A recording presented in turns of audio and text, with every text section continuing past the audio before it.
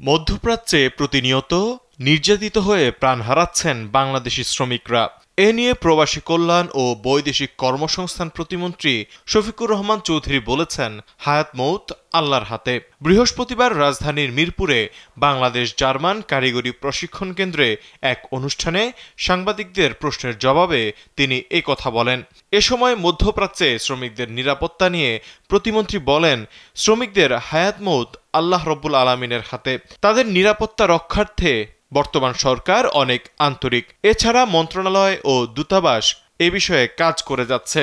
এ সময় মালয়েশিয়ায় কর্মী যেতে না পারার বিষয়ে জানতে চাইলে প্রতিমন্ত্রী বলেন, ২৪ জুন তদন্ত প্রতিবেদন হাতে পাওয়ার পর দোষীদের বিরুদ্ধে ব্যবস্থা নেওয়া হবে।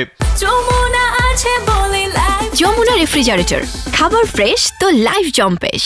ভুক্তভোগীদের ক্ষতিপূরণের ব্যবস্থাও নেওয়া হবে। অবৈধ পথে বিদেশগামীদের বিষয়েও কথা বলেন প্রতিমন্ত্রী। জানান, তাদের তথ্য প্রবাসী কল্যাণ মন্ত্রণালয়ের কাছে নেই। তবে ভূমধ্য সাগরে নৌকাডুবিতে নিহত বাংলাদেশিদের মরদেহ দেশে ফিরিয়ে আনার উদ্যোগ নেবে মন্ত্রণালয়।